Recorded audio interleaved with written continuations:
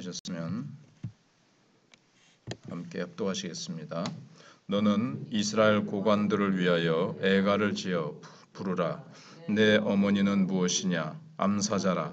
그가 사자들 가운데 엎드려 젊은 사자 중에서 그 새끼를 기르는데 그 새끼 하나를 키우매 젊은 사자가 되어 먹이 물어뜯기를 배워 사람을 삼키매 이방이 듣고 함정으로 그를 잡아 갈고리로 깨워 끌고 애굽 땅으로 간지라. 아멘.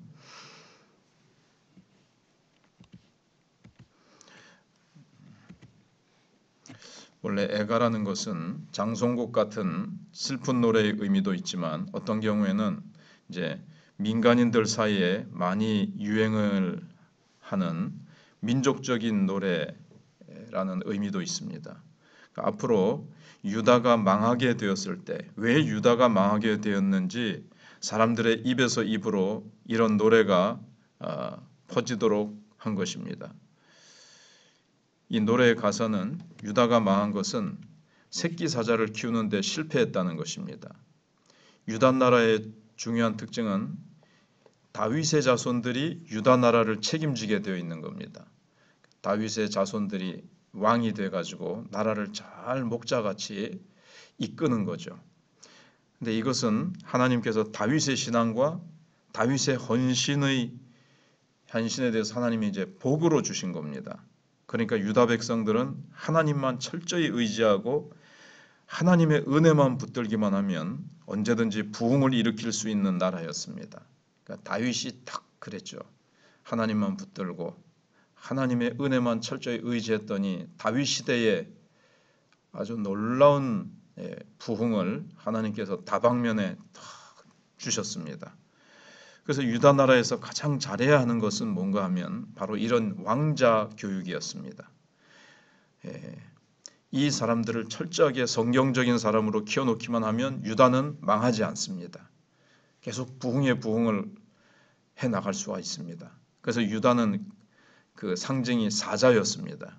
오늘 본문에도 그렇고 야곱이 유다를 상징할 때 그렇게 나오죠. 이것은 하나님의 백성들이 제대로 신앙적으로 만들어지기만 하면 이 세상 어느 누구도 그들을 멸망시키지 못하는 것을 보여주는 것입니다.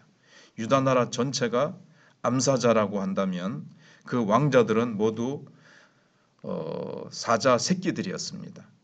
우리가 생각하기에 사자가 사냥하는 것을 이제 오늘 배우는 게 나오는데 쉬울 것 같아도 절대로 쉽지가 않습니다.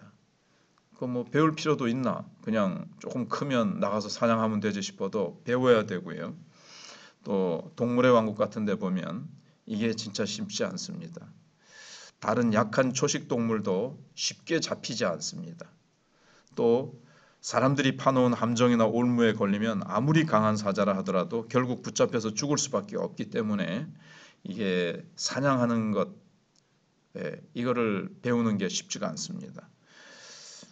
한편 하나님의 백성들은 이제 사자이기는 하지만 야생의 사자가 아니고 비유를 들자면 하나님의 은혜로 변화된 사자들입니다. 그래서 유다는 새끼 사자를 키울 때 하나님의 은혜를 아는 사자, 하나님의 은혜를 의지하는 사자로 키워야 되는데 그렇게 키우지는 않고 열왕기상하를 읽어보시면 그 왕들이 아주 잘못 배우죠.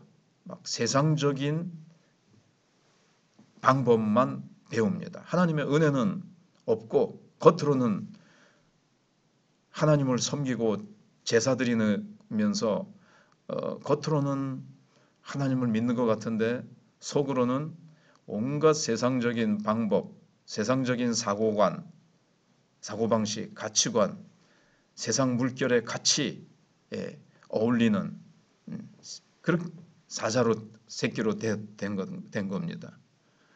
그러니까 우리에게 있어서 하나님의 은혜는 이제 두 가지 방면으로 나타나야 되는데 하나는 하나님의 높으신 사랑과 특별한 은혜로 인해서 우리는 존귀한 존재가 됐다 하는 이렇게 영적인 높은 자존감을 가져야 되고, 그러니까 지극히 높으신 하나님을 찬양하는 마음이 있어야 됩니다.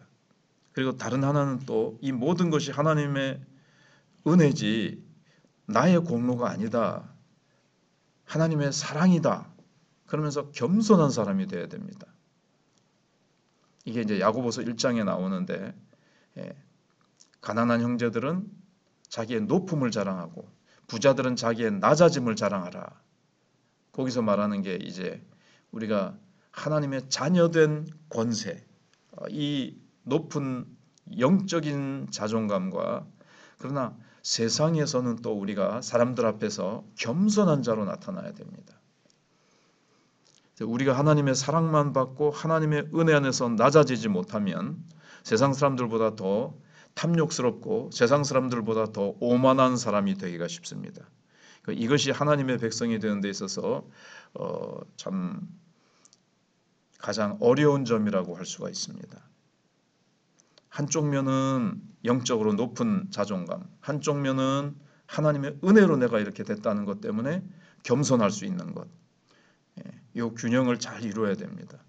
우리는 하나님 앞에서 그래서 한 부분은 높아져야 하고 다른 한 부분은 낮아져야 됩니다. 하나님의 백성으로서 자존감은 높아져야 되고 그러나 여전히 하나님 앞에서 우리는 죄인이며 내 힘으로는 도저히 이 세상을 승리하며 나아갈 수 없는 연약한 자라는 것을 인정해야 되는 겁니다.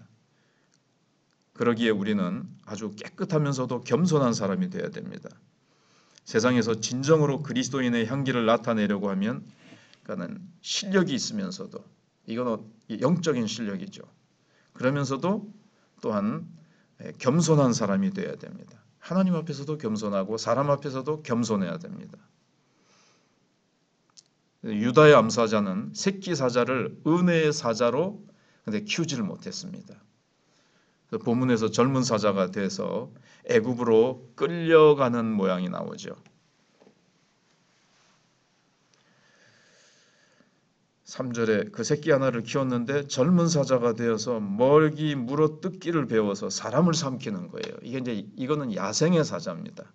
은혜의 사자가 아니고 잘못 키운 거죠. 하나님의 말씀을 탁 이렇게 신명기에 보면 왕이 되면 성경 말씀을 하나 등사해라, 복사 하나 해서 옆에 딱 놔두고 늘 말씀을 읽으면서 말씀으로 가르쳐라 백성들을. 그렇게 돼 있는데 그렇게 되지 못한 거죠. 세상적인 사고방식과 세상 다른 왕들이 그냥 막 1등이 되려고 다른 나라 왕들을 죽이고 잡아삼키고 하는 것처럼 지금 바벨론의 그런 앞에서 나온 것처럼 독수리가 되려고 하는 것처럼 그렇게 돼버렸어요. 근데 이방이 듣고 함정으로 그를 잡아 갈고리로 끼어 끌고 애굽 땅으로 간지라 그랬는데 여기 나오는 이 젊은 사자가 바로 여호아하스입니다. 역사적으로 사실 이스라엘과 유다를 보면 이스라엘이 먼저 망하고 유다는 좀 늦게 망하지만 거의 대부분 거의 비슷합니다.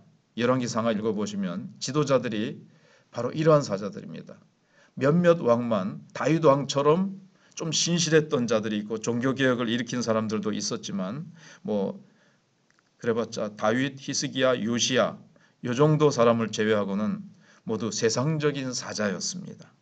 그래서 하나님의 은혜의 사자가 되어야 다른 사람들을 해치지 않고 하나님의 은혜를 흘려보내줄 수 있는데 이건 다른 세상 사자처럼 물어뜯는 그런 사자가 되어버리니까 어느 한순간에 사냥을 당해버리고 만 겁니다. 그러니까 세상에서 자기 야망대로 날뛰다가 어느 순간에 하나님께서 도와주시지 않으시니까 졸지에 망해버리는 겁니다. 그래서 유다가 이제 결국은 망하죠. 이걸 보면 이제 여호아스를 끌고 가는 걸 보면 세상 사람들도 하나님의 백성들이 이렇게 세상적으로 막 욕심을 부리고 세상적인 모습을 가지는 것을 봤을 때 좋아하지 않는다는 것을 알 수가 있습니다. 우리는 이미 하나님으로부터 많은 축복을 상속받은 자들입니다. 우리에게 있어서 하나님의 지혜가 있고 하나님의 은혜가 있고 하나님의 죄 용서를 우리는 받은 이 놀라운 하늘의 신령한 복을 우리가 알고 그걸 붙들어야 되는데 세상의 온갖 좋은 것 그걸 향해서 이 유다의 사자 새끼들이 이제 세상 욕심으로 가득 찬 잘못된 새끼 사자로 키워진 거예요. 하나님의 은혜로 다윗처럼 하나님의 은혜를 받고 은혜를 의지하고 말씀을 붙들고 하나하나 하나님 앞에 물어보면서 올라가리이까 말이이까, 저 적군을 저에게 넘기시겠나이까 넘기시지 않으시겠나이까, 칠까요 말까요. 예. 그렇게 하나님 은혜에 의지하는 다윗의 그 신앙이 계속 그 왕자들에게 계속 이어졌더라면 그렇지 않았을 텐데, 이어져야만 되는데 그 새끼 사자 교육에 실패를 한 겁니다. 세상 욕심으로 가득 차서 바벨론처럼 다른 나라를 막 삼켜서 자기도 바벨론처럼 막 세상에서 1등 해 먹으려고 최고의 높은 자리에 올라가려고 세상의 부와 명예와 지위를 이렇게 다 차지하려고 하다가 결국 이렇게 망해버리는 겁니다. 유다는 그렇게 됐습니다.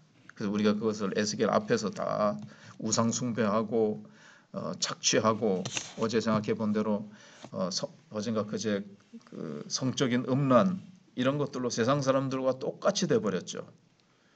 그런데 세상 사람들은 그렇게 하는 것을 당연히 여겨도 하나님의 언약의 백성은 결코 그래서는 안 되는데, 그래서 하나님의 심판이 임하게 됩니다. 그래서 우리는 세상에서 좀 부족한 것이 좋습니다. 하나님이 주신 것에 딱 만족하는 거죠. 시편 16편에 있는 대로 하나님이 내게 줄로 재어준 구역이 실로 아름답도다. 하나님이 내게 딱 주신 분깃이 있죠. 여호수아에서도 보면 12지파에게 이 지파는 요만큼, 또 다른 지파는 요만큼, 각각 하나님이 이스라엘에게 주신 축복, 유다에게 주신 축복이 있어요. 바벨론은 바벨론으로서 하나님께서 세계 역사에서 쓰시고자 하시는 계획이 계시고, 이스라엘은 이스라엘로서 쓰임받는 분복이 있고 사명이 있거든요.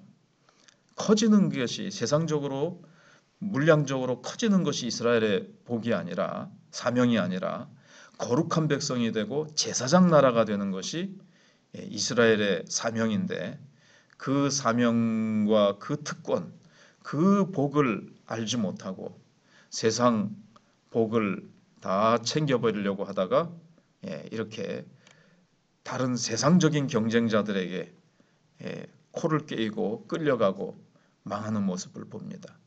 우리는 우리의 사명이 무엇이고, 우리는 왜 하나님께서 이 세상에서 택하셔서 거룩한 백성으로 제사장 나라로 살게 하셨는지 사명을 잊지 않고 그렇게 은혜 가운데 늘 살아가면서 우리는 정말 하나님의 은혜를 흘려보내주고 하나님의 영광을 드러내고 그리스도의 향기를 나타내며 세상 사람들에게 하나님의 영생의 이 복음의 선물을 우리는 전하는 우리가 되어야 될 것입니다.